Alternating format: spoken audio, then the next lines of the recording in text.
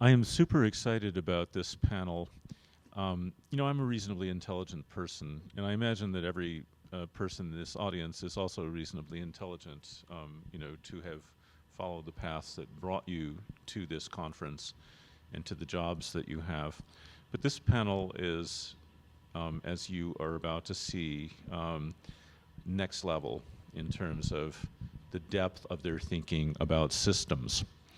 Right, that is the theme of this conference. Education systems are uniquely complex and difficult and resistant to change. So it does take an exceptional level of insight and understanding of the system, curiosity, creativity, to have any hope of effecting a significant change in it. And this panel is composed of people who have done that. I'm going to ask each of you to, this is also a very modest group of people, so I'd like you each to introduce yourselves, and then I will supplement your introduction with the facts that you omit. Starting with you, Maya. Thank you. I'm a little worried about what the supplements will be, but okay, we'll go from there. Good afternoon, everyone. Whoa, okay, let's try that again. Good afternoon, everyone. Good afternoon. Woo, all right. We're in education, teachers, right? Front of the classroom, let's go.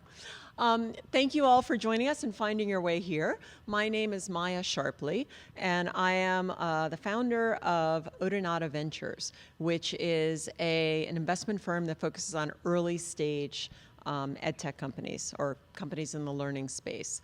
I came to venture actually by way of being an operator. So I have been building and running businesses around the world, pre-K to grade, domestic and international, for years. And was actually part of one of the very first ed tech accelerators I ran at Kaplan in partnership with Techstars, their second best performing accelerator of the whole Techstars program. So have been involved in ed tech along with others here in this room. Matt was a mentor, Jean was part of it, others in this room, since EdTech 1.0, and have seen changes and things that have worked and have not worked, and I'm very excited to talk about that here today. Can you also just say a little bit about your experience in government? Why, yes. So I am a founding member of the Children First team. So when Mayor Mike in New York City, Mayor Mike Bloomberg, came into New York, he blew up the Board of Education and put back together the Department of Education, put Joel Klein in charge to lead that. And Joel brought in a bunch of whippersnappers from the outside. I was one of them, and was able to marry us with the best and the brightest from the inside, because Mayor Mike had just blown everything up. So we were actually able to handpick the people. And so with that team, the Children First team, we created the first change at scale in a district, and obviously New York's the largest district, and then actually seeded a lot of the other districts who made changes, and also led an example of absolutely what to do, and sometimes what not to do. There are examples there as well. Now, she spoke very softly when she said that the Techstars accelerator that she led at Kaplan was the second best performing Techstars accelerator of all time. There were two companies in it that are both valued at north of $1 billion with north of $100 million in revenue.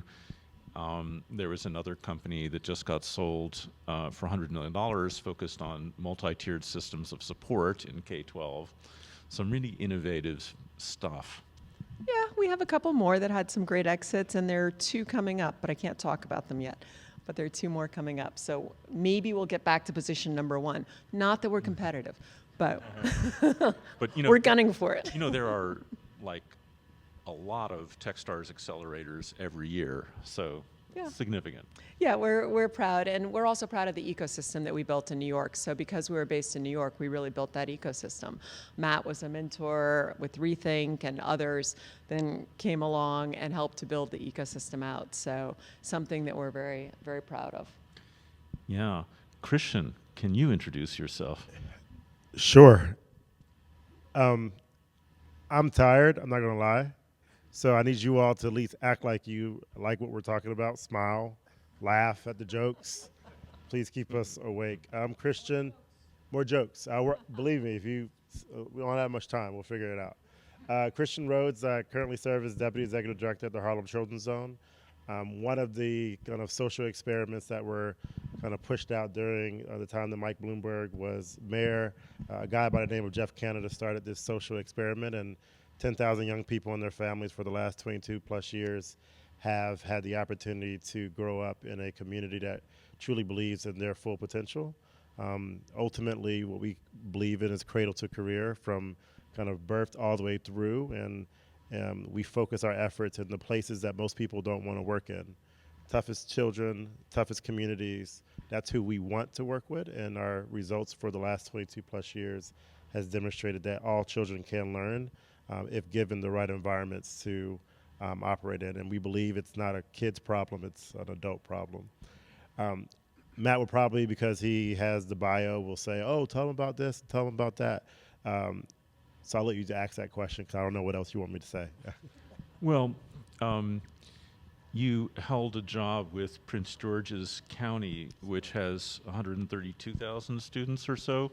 New York City has 1 million. 1.2 million. Yeah, I mean, whatever. 1.2 million, yes. Whatever, yeah, give or take, yeah. So yeah, I was chief of staff of one of the largest districts in the country, 18th largest, 132,000 students, 200 schools, $2 billion budget. And I role chief of staff was functionally a deputy superintendent. I got a chance to run the day-to-day operations of the system.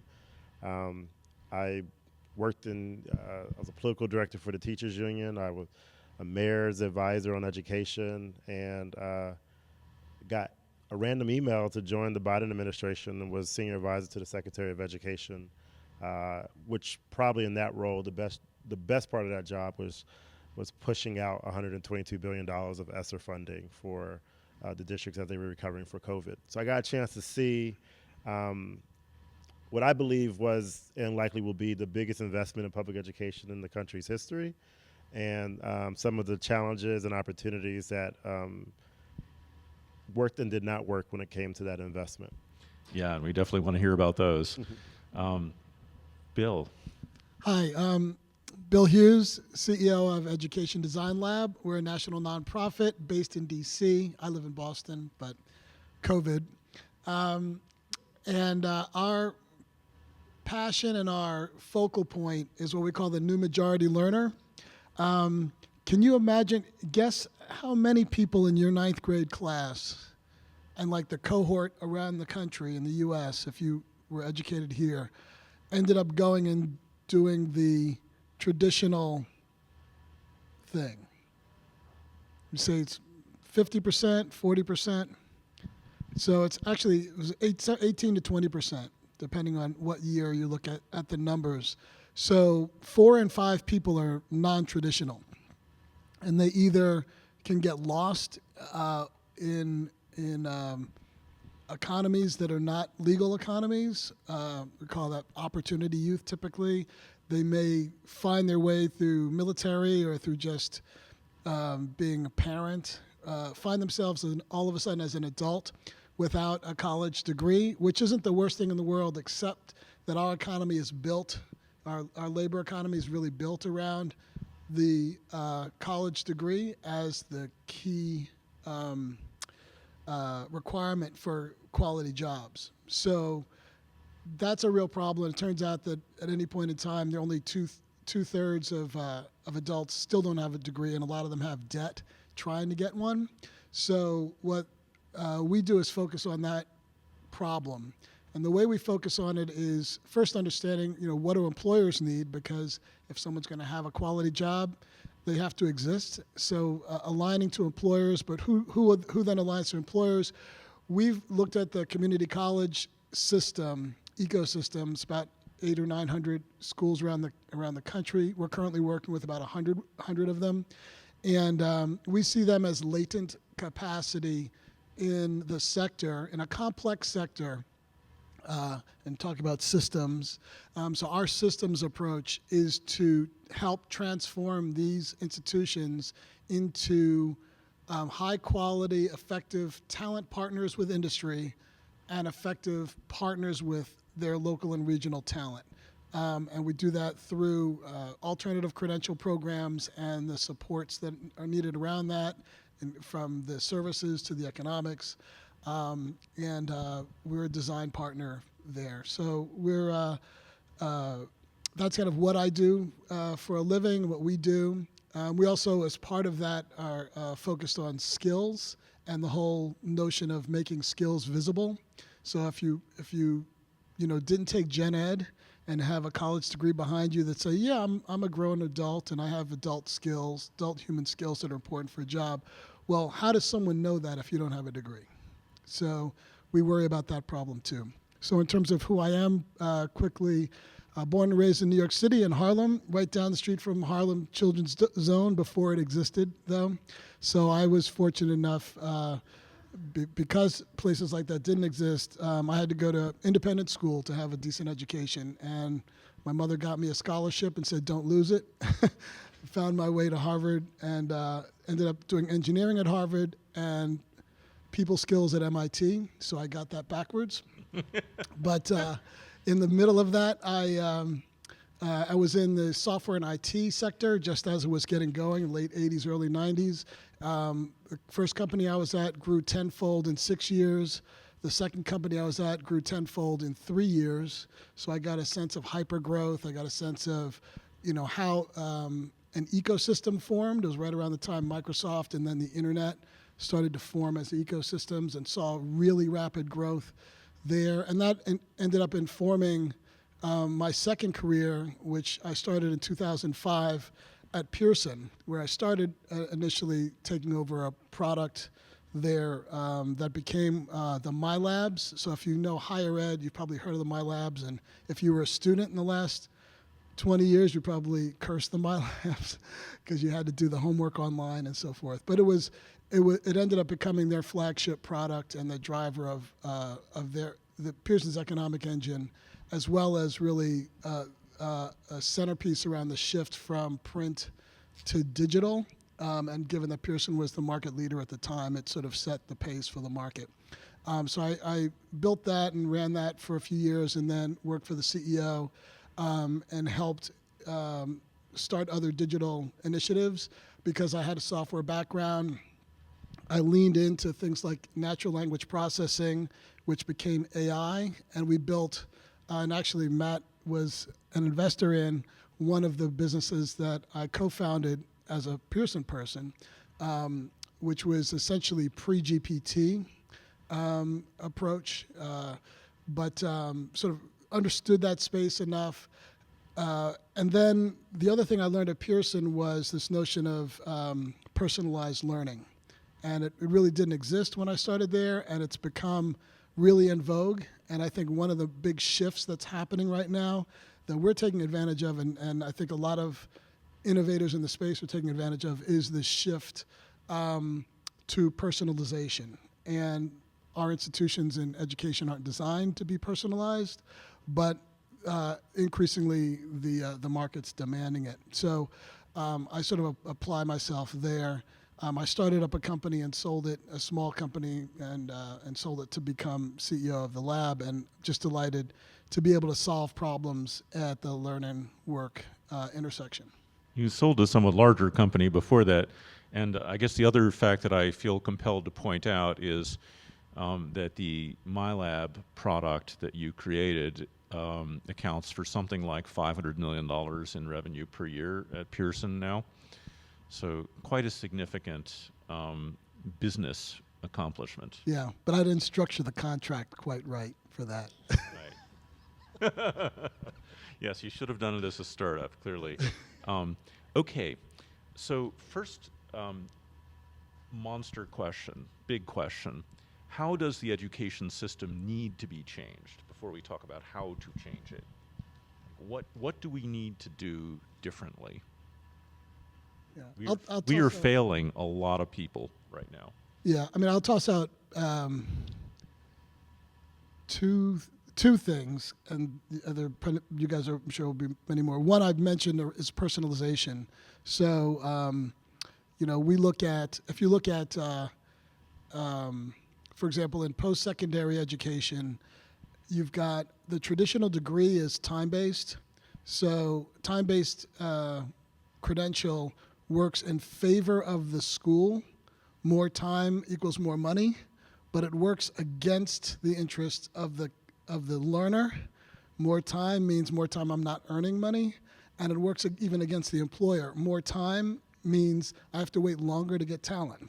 So, so that's I think a big shift to personalized types of learning and stacking credentials and things like that, which if you sort of think about skills-based credentials, more skills is better for everybody. That's like the simple economics. I think that's one thing that should be changed. And the other one I'll just say is the pay-fors. Most every innovation I've known in the last 15 or 20 years in education has either had a significant component or has been exclusively about the business model. Like how do we pay for getting the right things into people's hands? And I think it's a little bit tragic because we have a whole structure in this country, in the effort to try to keep everybody, pulling up by their own bootstraps and so forth. We underinvest in the commons around learning. And I think to the degree that we can break through that, it's going to, especially in post-secondary world and the world of learning and work, it'll be transformative. I would say, in addition to what you've brought up, Bill, I would say that in addition to what you've brought up is that we need to think about how do we keep the learner at the center, right? So if we look at our different systems, the learner is usually, we talk about it, but the learner is not at the center. If you look at the K-12 system, it's actually the adults in the system that the K-12 is catering to, not to the children or the learners in the system. If you look at the higher ed system, as Bill just mentioned, it's actually the trustees, right? How do we keep the university going? And the faculty, like the research, especially if it's a research, right? The faculty are there to do great work, but not to teach. And so it's how do we keep the learner at the center. We're starting to see some of that with the workforce upskilling, reskilling. But I think that those changes and that thinking will actually change pretty dramatically with this little thing called, I don't know, it's like A something? Oh, AI, yeah. Okay, so if all of a sudden your 5th grader or 8th grader or sophomore in high school can go to ChatGPT or Gemini or whatever and have them write the paper, right? How does the teacher verify that Maya actually learned something? Little Maya actually knows what she said. So I think we're about to see a fundamental change in terms of thinking about, well, how does Professor Jean actually understand that little Maya really knows what she's talking about? So are we going to go back to the Socratic method? What does that do for the ratio of adults to students or learners to teachers? I think all of this is really up for grabs right now. And it's exciting in a way because we can actually create a new playing field that puts the learner at the center and actually things that people need to know in terms of how the brain works versus, oh, I can Google it. Who here has used a map, like a physical map? No. You pull out your phone and your phone tells you where to go, right? So same thing is going to happen with education. When you think about, well, why am I studying history, right? You can look up the dates. It's what do we do with what we know, which is much more important. There's some research that suggests that using those maps and not being able to navigate yourself leads to an increased risk of dementia. So let me turn this question back on you briefly.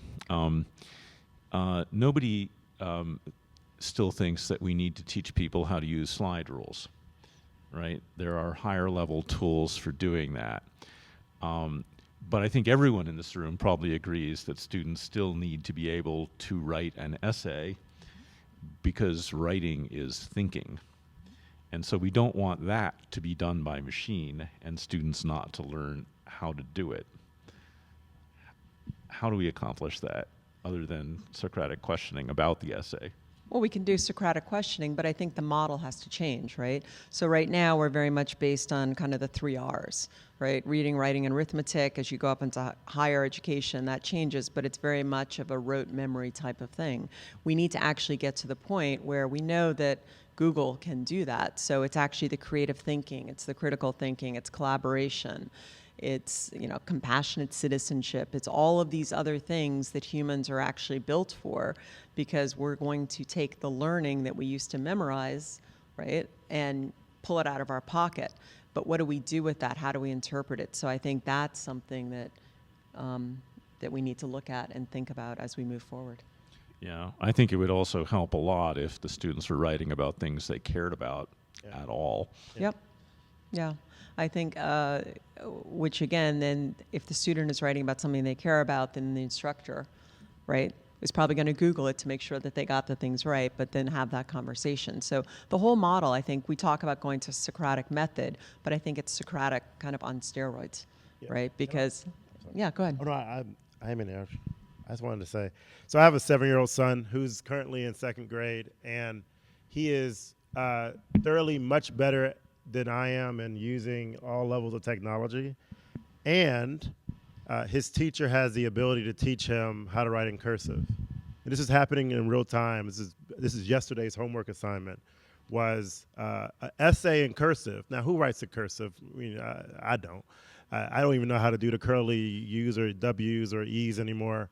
But he is writing in cursive because his teacher at his school has enough time, energy, and resource to teach the 17 kids in his class individually what they need to use their brain as they're learning. At the same time, when he comes home from school, after homework, cursive, he is downstairs playing Madden 25 or 2K25. He is talking to Alexa and having full-fledged conversations about how do I say my name in Yoruba. Why, he's 2nd grade. Why would he even know what Yoruba is?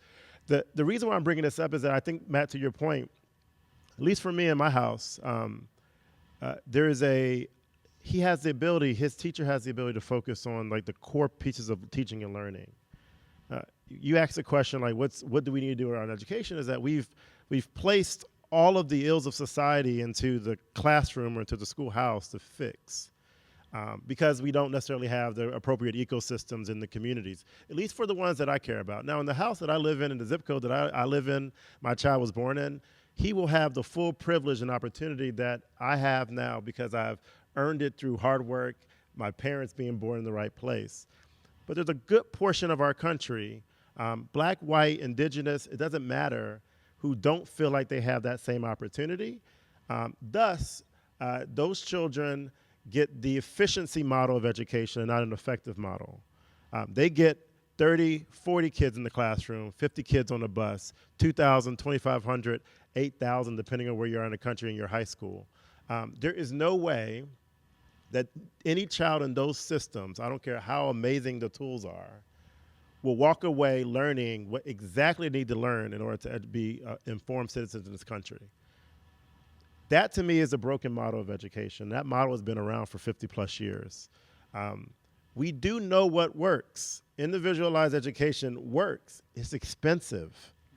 The challenge here is we don't want to pay for what we know works, so we find models and tools that will, at least from my perspective, these are much more esteemed professionals than I am, that will appease our feeling that we've done the right thing as a country. And I just don't think that is necessarily going to work, at least for the majority of the kids and families that I see every day, that I work for, and that we're serving across the country. Can I actually ask a question around that? So what do you think it does look like then? Yeah, great question. So there's a system of education and there's an ecosystem of education. I think those are two different things. So when we think about system, oftentimes we're, at least for me, in my K-12 experience, I'm thinking about the 200 schools that I was in charge of.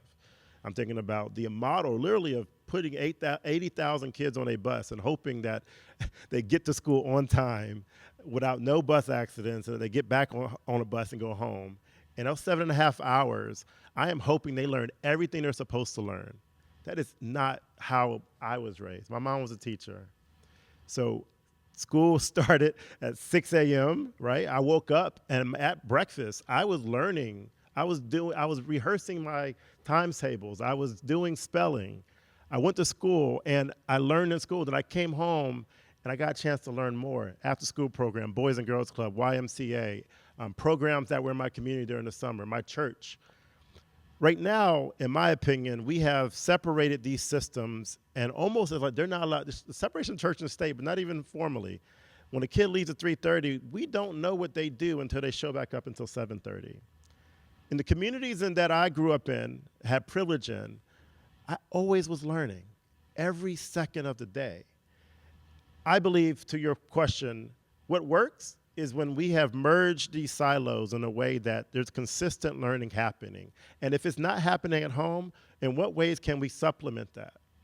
In what ways can we invest in community organizations, nonprofits, partners in community, business leaders, to ensure that those kids, whether they are born in a project or they have $1 million house, get equal opportunity? And don't get me wrong, I don't think that it's utopia to actually, that it will happen. But we do know it works. Obviously, the zone is where I work, and you can look us up, Google us, or Alexa tell us, and they'll tell you, right, that our kids live in the St. Nick's projects. This is one of the notorious projects in Harlem. We choose the poorest of the poor. We don't cream for those who are going to make it regardless. But we do whatever it takes for those children. We give them a middle-class lifestyle in some of the poorest conditions in the city. And their results, the data demonstrates that they can learn if you give them that opportunity. So that to me is the answer. We do whatever it takes, and that whatever it takes to me is merging those systems of learning and not just focusing on the 7.5 hours they're inside of a school building. Students become less curious as they go through the schooling system, which seems like a huge indictment of it. You know, kids are born with a ferocious hunger for knowledge, and somehow school squeezes it out of them. What do we do about that? Well, I mean, I think, that what I've seen is there are issues around the other side, the negative side of what you said is kind of a compliance model. So we're building compliant people and not innovators and not creators, not problem solvers. And just to bring that back to the AI thing that we were talking about a few minutes ago, I believe that AI has raised the level of abstraction of what tool does a human need to be able to master in order to be effective. It's, we're not dealing with transistors now or chips. We're now dealing with literally a thing that can simulate human interaction. So do you know how to utilize that? And the kind of assessments you need to have are things like, here's a goal, do it, right? I don't care what tools you use, but your ability to use the tools around you and then learn how to use more tools better are gonna be more evidence of mastery and your ability, your human ability.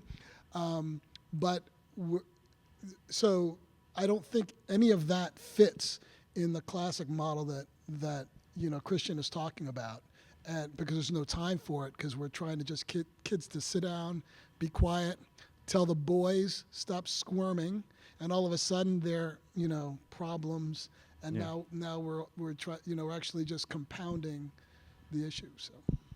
Yeah, boys are not making it through. Women are not making it to leadership positions in the numbers that they should be, but boys are not making it to college in nearly the same numbers as girls.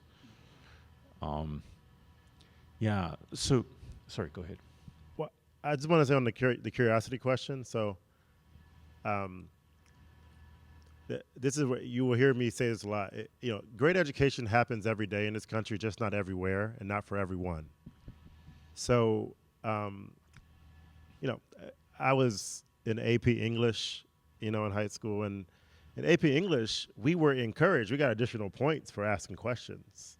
We got the additional assignment required us to be inquisitive and to question the theory in which, same for AP Physics, say for most of your advanced courses, you were given additional points for your curiosity. But if a system is created to go to the mean, right, to the middle, then only those who get the privilege of honors or dual enrollment courses get the opportunity to be inquisitive and curious. So I do think that there's a system, there's multiple, at least for me, there's two systems of education. Most of us in this room were in that upper tier system, either because of your own intelligence, because of literal birthright in some cases, or because you had one teacher somewhere in 4th or 5th grade that said, you know what, there's something special about you. I'm gonna put you over here, regardless of what maybe your test score said or where your condition was or your zip code you were from.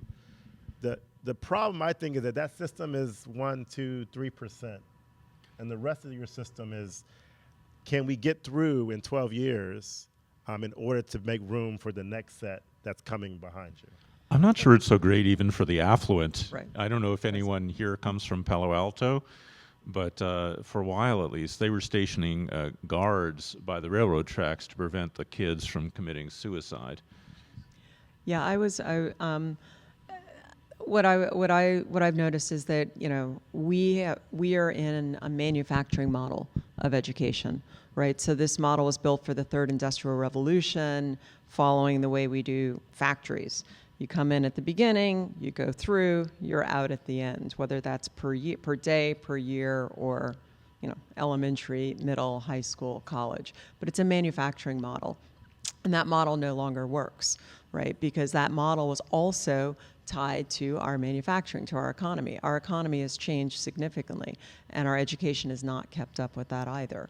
So as we think about now moving, we're in the 4th industrial revolution, but as we think about we're on the advent, World Economic Forum hasn't named what this new revolution is. I'm sure it has AI in it somewhere, but this new kind of 5th industrial revolution that we're moving into, our education systems, whether it's K-12, whether it's for our higher ed, workforce training, whether it's for affluent, or, you know, or not, needs to change as well. And so we need to think about what are some of the best practices that are coming out of the great zip codes, but also what are some great practices that are coming out of the poor zip codes as well, and how do we apply those learnings to this new model of education? Because, you know, the old one is collapsing on itself, and it's a good thing given where we are as a nation state or the world, right? It's not just the U.S. We're seeing this across the board. We live it here, but, you know, when I was in Australia building out systems, or in Asia, or working across the continent, or in Europe, right? They're all facing similar pressures, and so the model itself is really what we need to think about. It. How do we change that, and how does technology help, not replace intellect? Yeah, the costs have reached the breaking point. The system can't, particularly in Correct. higher ed. But also there's just an increasing lack of trust in higher education and its ability to deliver opportunity and ROI. And then there's AI, and I think of AI as kind of a pretext for remaking the system in a more humane, person-centered way.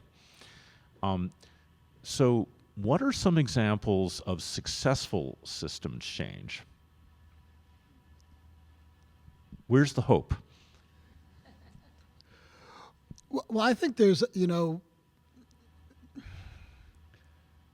something that I learned a long time ago, and I'm definitely a technophile, but you shouldn't automate what you don't understand. You should basically do it by hand first. So I do think that there's a lot of stuff that's happening like at, you know, manual speed right now, and that's working. You know, Christian kind of brought up some examples of that in, and I'll use the example brought to the world of workforce, kind of analogously. You know, we're working with Pima Community College and Northern Virginia Community College and Ivy Tech and a number of these different community colleges that have realized we've got to do things differently. Ivy Tech sends people to Switzerland every year to say, how do you guys actually connect your workforce and the needs of industry, because they've figured out more than we have here. But some of the examples, like if you do it by hand, are and we're doing this at the lab even, with our micro pathways model is our blueprint version of this. But start with the learner that Maya said. So we work with specific populations that are proximate to the opportunities, and because you've got supply and demand. So we might work with tribal nations in Montana as part of rural strategies that need to look very different from metropolitan-based strategies that work really well in New York City, because you don't have the same infrastructure in rural. So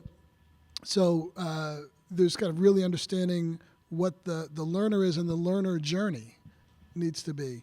The next thing is you need to make sure that when you're starting to create pathways and journeys for these learners, that they end up with quality jobs. So how are you partnering with industry? So we literally work with, we have colleges sit down in the same room with industry, sit down in that same room also with learners, and design pathway programs. You design one for single parents who fail out of post-secondary programs at dramatically higher rates than their peers because the systems aren't built for them. So that's kind of a second piece. How do you designing the set of the learner experience for that parent who might not get to start working on an assignment if they have an assignment till 11 o'clock, or for a military vet who already has done all the things that we want them to do to get a degree. We just need to recognize what they can do. So we've got ways of doing mapping of military service records to civilian skills.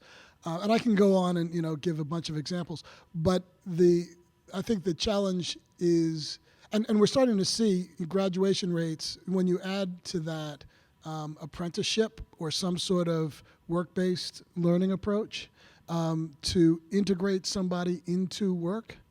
Those are the kind of the key elements. And then the last one, I guess, is how do you pay for it? So is it structured in a way where either an employer is paying, basically they're buying talent, they know how to do that in recruiting, or maybe WIOA funds from Department of Labor can be allocated to something. So all of those things are happening, but they are really, really, hard to do because it's so hand-stitched.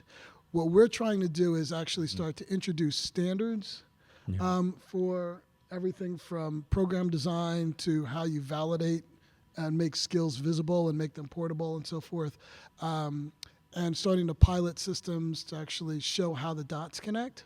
And then as you do that, honoring first and foremost what works as opposed to honoring the technology. And then subjugating the technology to solve the problems of what works. And I think what we're just at the advent of understanding generative AI and how to make sense of it and what it's safe to do and all that other kind of stuff. But as we do that, it's able to solve whole classes of problems at scale that we know how to solve by hand. And I think the promise is in being able to come down the cost curve, essentially, and the productivity curve through intelligent and equitable uses of things like AI. Christian, what has your experience been trying to export the shining, successful example of Harlem Children's Zone to other regions and locations? Yeah, it's funny. We're in here in San Francisco. A couple blocks from here is the Mission Economic Development Agency. It started as an economic development agency organization that's focused on kind of improving opportunities for people who live in the Mission District. It's a couple blocks from here. They're probably the best example in the country when it comes to mixing the built environment where people live with improving the educational environment and also creating more economic opportunity. That is the Harlem Children's Zone's model. It's just it's done a different way. When Harlem Children's Zone, most people see it now because Jeff was on Waiting for Superman, and he's done a bunch of TED Talks. But the reality is that it started as a community development organization. It was going around to housing associations, community associations, and helping improve like the conditions of the people who lived there, mostly seniors at the time. It was a number of young people who got shot and killed because of the crack epidemic, in which Jeff made a declaration that, like, can we just make this place safe for children? And ultimately, a fair question is that if your children aren't safe, you have no community. So we're blessed in the work that I do. I get a chance to see great examples of what it looks like across the country. I can give you maybe 21, 25 examples across the country. Here's the challenge with systems change from my perspective. And I worked in big systems, right? I told you $122 billion at the federal government. We pushed out across all 50 states. Every LEA, every school district got money. I can't tell you, Matt, what exactly we'll be able to say actually improved during this period of time when the biggest investment in public education happened. What I can tell you is that in Memphis, in San Antonio, in Oakland, in Spartanburg, South Carolina, there are communities who, through COVID, learned how to come together, focus on their young people. So one tangible, just to kind of just show you what I believe is like success, or what the opportunity for success looks like. So across the bridge is Oakland, right? And if you go into Oakland right now, right, there's a lot that people would say right, wrong, or indifferent. Crime is up. Opportunities, I think it's a desolate city at times. However, there is glimmers of hope when communities have figured out that I'm not waiting for the system to change, I'll change the system. A good friend of ours in Dallas says, Alan Cohen, he's the head of the Child Poverty Action Lab. And last week he was presenting to a bunch of funders, and he said, you can change the system when you're not focused on the system. If you break the system into bite-sized pieces, don't try to boil the ocean. So we believe in the block-by-block model. I have 10,000, there's 97 blocks in central Harlem where we're doing our work, 10,000 kids. We have changed a culture in an entire part of the city around that college is what we will do, and opportunity is not just for those who live on the Upper West Side. But so has here in Oakland with Oakland Promise and Oakland Thrive. So here's here in Mission Economic Development Agency. Spartanburg, South Carolina. Objectively, you might not know where it is. Google it. There's an airport there. The BMW, not too far away, has a headquarters there. It's a rural part of the South. In that community, a guy by the name of Russell Booker, former superintendent, retired. And his mission is to change the entire county of Spartanburg. It's one of the fastest growing areas in the South. They just raised $100 million in small Spartanburg, South Carolina, to move outcomes for their kids over the next 10 years. So there are examples. How are they doing that? Yeah, great question. So they're actually coming together. I mentioned the system of education, and then there's an ecosystem. I care now more about the ecosystem. I used to focus on the system. I try to fix that. You can't. It's broke. The ecosystem is not broke. It just hasn't been stitched together correctly, in my opinion. So, business, nonprofits, faith community, your formal systems, your education system, your higher ed system, your seniors. How do we build around a common vision or plan? I love our adults. I'm focused on kids. That's our future. So they built an entire system around the young people in their community. So in the next 20 years, what does it take to put them on the path to social and economic mobility? Ross Chetty's data speaks to this pretty heavily. And if you read the New York Wall Street Journal, New York Times, about 6 weeks ago, they talked about who are furthest from opportunity.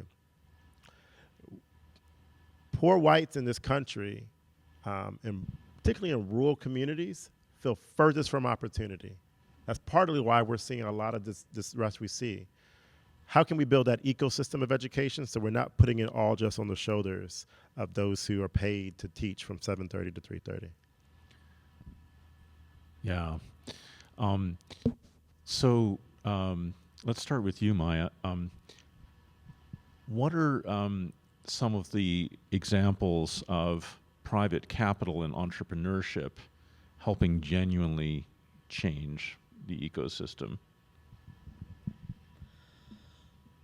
So there are some great examples out there of companies that are actually trying to change the system. Before I get to that, I just want to talk about one thing about this public-private partnership, because we don't normally see that on the venture side.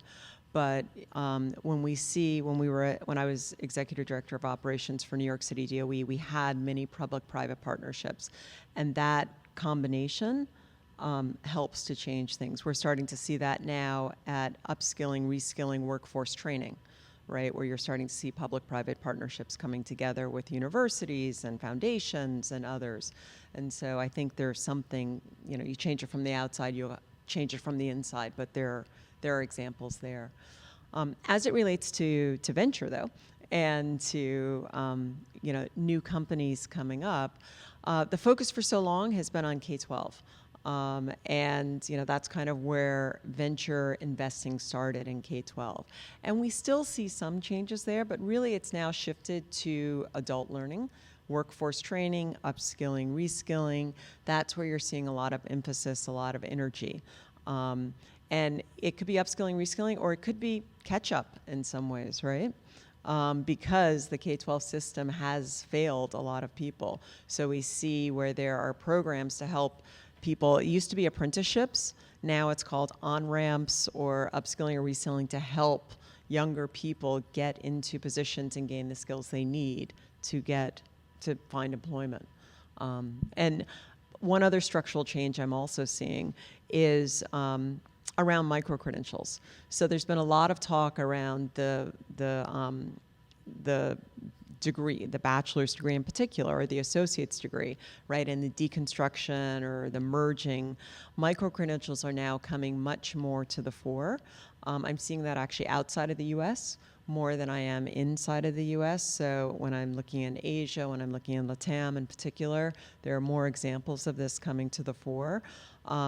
It's the key thing around that is what do you hook it to? How do I know that if I get a micro-credential in watch reading, telling time on a watch, it actually means something, right? Credentials like degrees, if I get a degree from Harvard or I get a degree from a community college, that means something, and you can make that correlation.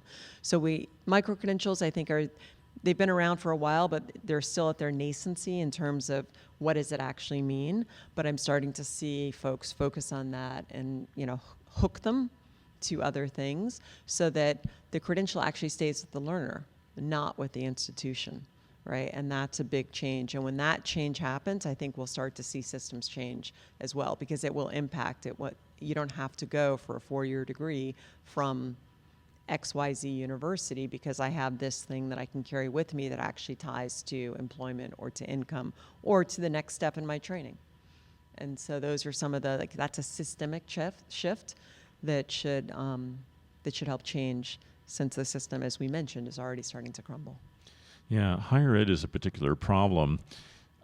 You, Bill, created a $500 million business selling curricular materials to students, right? The students almost always end up paying for it.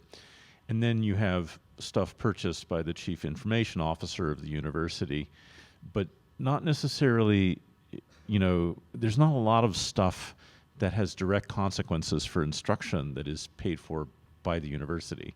So that makes it hard to innovate there. But there are a few other things that make it hard to innovate as well. In K-12, curricular standards, in higher ed, accreditation, and so on.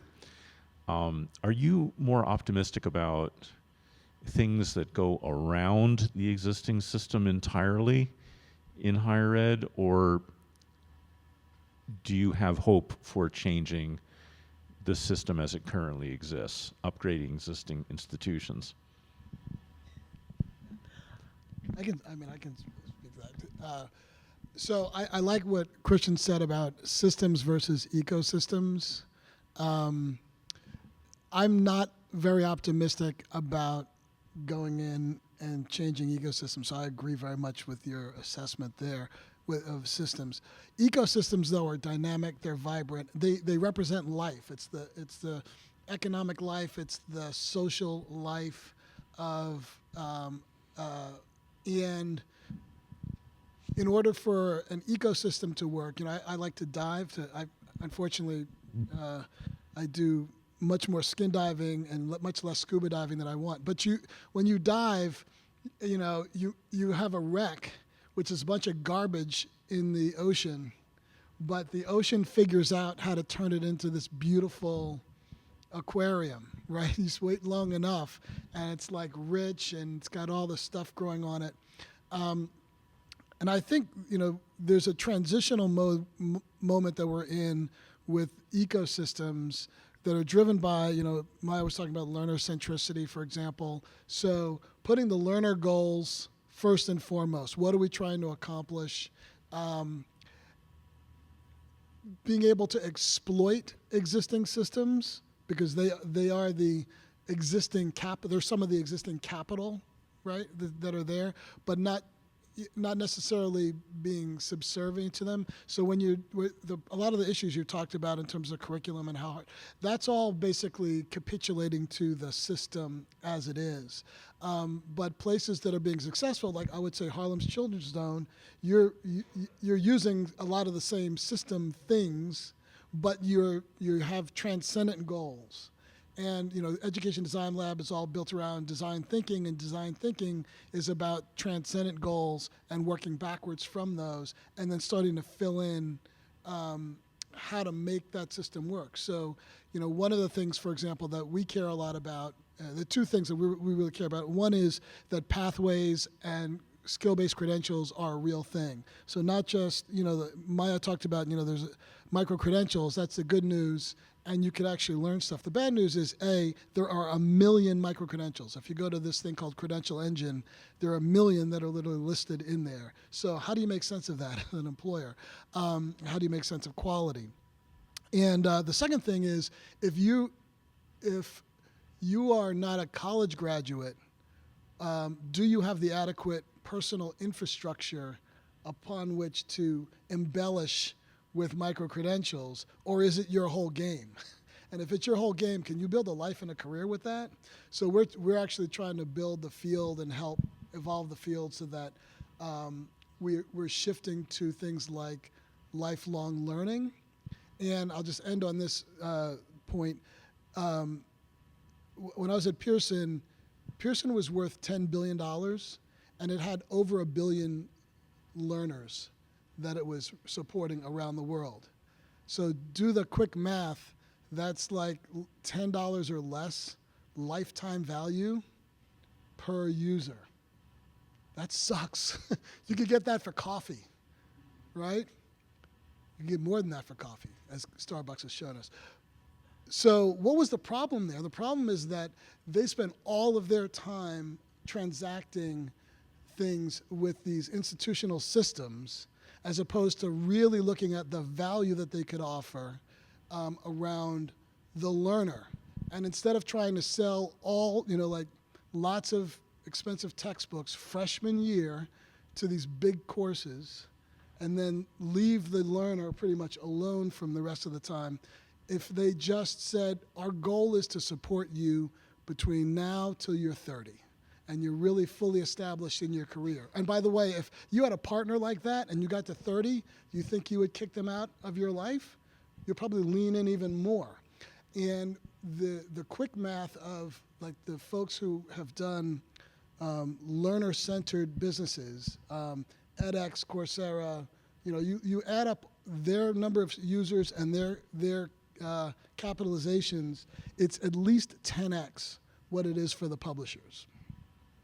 And I think it's because they're looking at this longer-term model. So if we could advance, micro-credentials I think is important, but if it's in the context of a lifelong learning relationship between educational institutions and learners, and educational institutions and employers that those learners want to work in, the economics are transformative, and I think there's an unlock there that people haven't really. We're starting to see that though, right? So if you think about Coursera, you think about Udemy, you think about some of the others, Masterclass.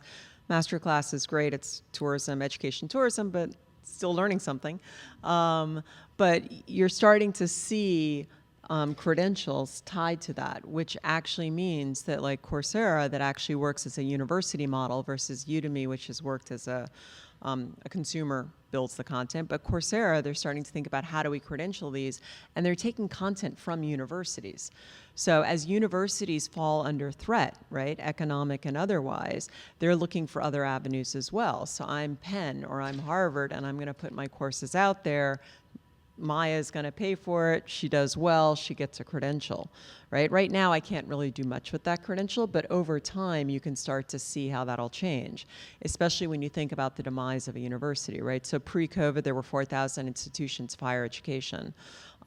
Significant number closed down. This year alone, we've seen the closure of one college per week, private college per week.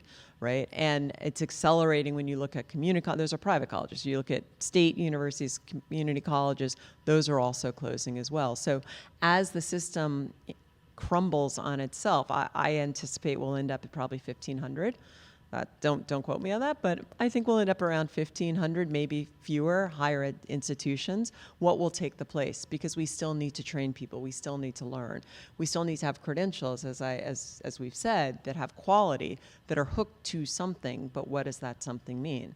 And if I'm going to be working in a field building solar installations, that's a different type of credential than what I would learn getting an English degree, right? So as we think about that, how do we think about that? And so, I'm optimistic that as things start to crumble under their own weight and new things emerge, we're not there yet. It's still coming off, but you're also seeing a lot of entrepreneurs seeing this problem, taking advantage of it and coming up with creative solutions, right? Still early days, but quality has to be at the center. Oops, looks like we're getting a hook. Yes, another one. No, the sign were there. We just didn't look at them. So here is a question that I think. Here's a question that I think is particularly aimed at you, Christian.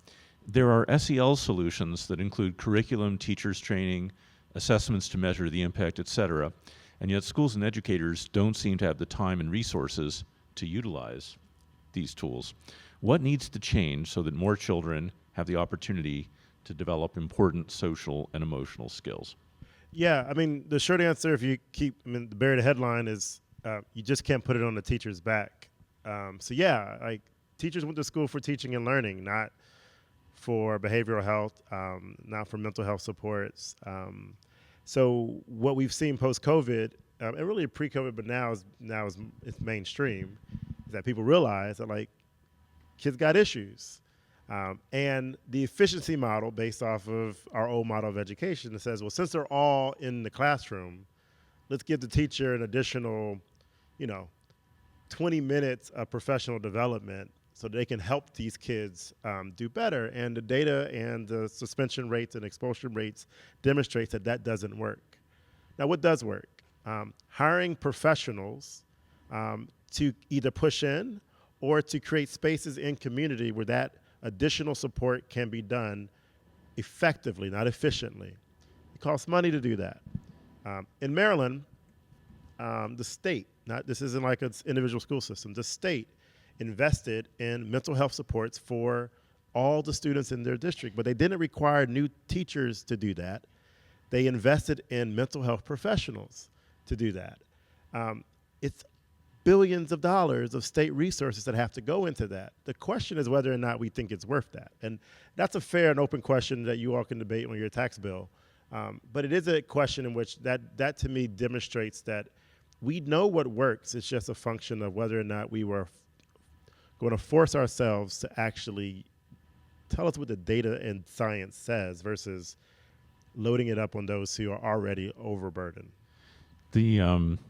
The crazy thing is that there's probably actually a very high ROI on those interventions. Massive. If you look at the avoidance of healthcare costs, social services, prison, and just the tragic waste of human productivity and a failure to receive taxes from productive citizens. The problem is it's different areas of the budget. Yeah, it's different areas of the budget. However, I mean, ultimately, I'll just use the district that I was chief of staff in. So there were resources available. We just bluntly were not equipped to figure out how to do it. So, we could have charged for the free and reduced meal student population that was in my district, was about 72%. We could have charged the government, Medicaid, we could have charged or billed better as a district to get reimbursement for those social support, so to functionally supplement what we were putting out on the front end. And I mean this with all levels of respect for the district that I was in, but this is probably most districts in the country. The people who were in charge of figuring that out were former teachers and principals. They weren't professionals in the billing space. These were people who had spent 25 years in the system, had worked really, really hard to get to central office, but they lacked the specific skill set needed to actually make the system better purely to make this from a financial standpoint. So we relied on charity and volunteers, in which none of us in here, if you knew that the way your doctor was covered was by a hope and prayer, you wouldn't go to that doctor, right? But we hoped that the local clinic, urgent care, would volunteer some additional hours in this community as a community service project. That's criminal, but that is happening all over the country because we haven't, as an old system, learned how to best equip those inside the system in a way that I think private industry has figured out.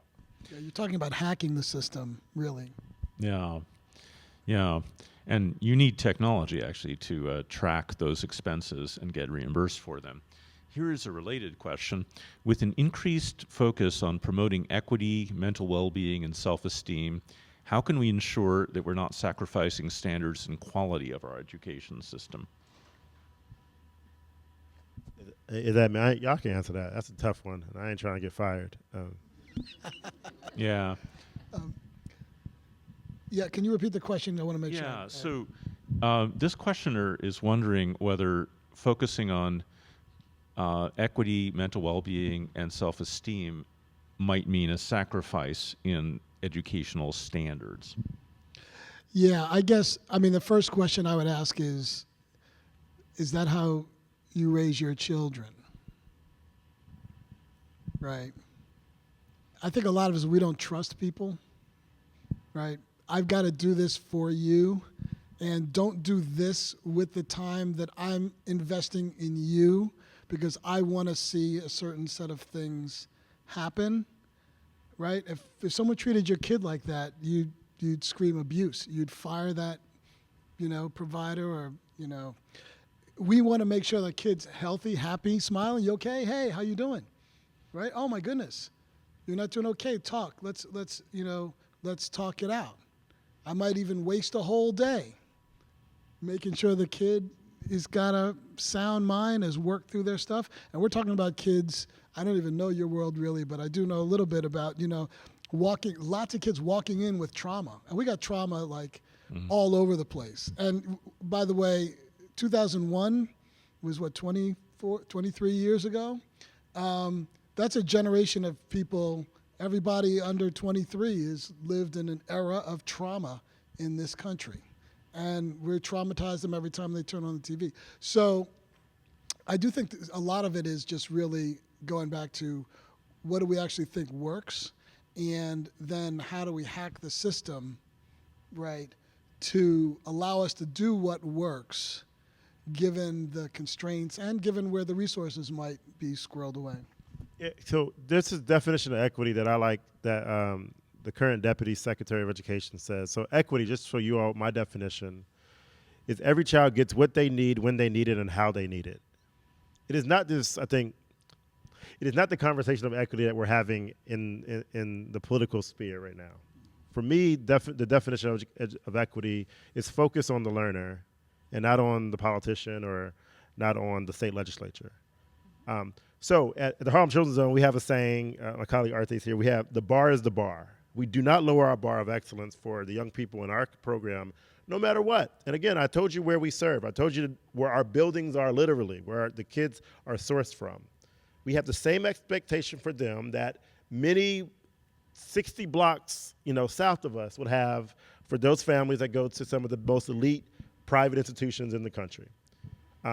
So no, I don't think that focusing on what the young person needs in front of them, what they need, when they need, and how they need it, you have to sacrifice your excellence bar.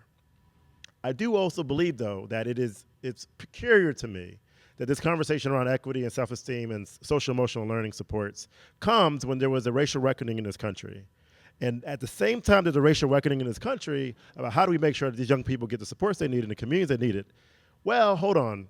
Those kids in those communities don't necessarily, are we lowering the expectations? Are we lowering the bar for them? I'm not saying that it's a coincidence, but I am saying that probably should investigate. I do believe that the bar can be raised for all. But if we allow a certain segment of our population to consistently fail, and communities in our country consistently fail, we will never reach what we say we want to as a country. And that, to me, is part of why I'm so happy to be in this work.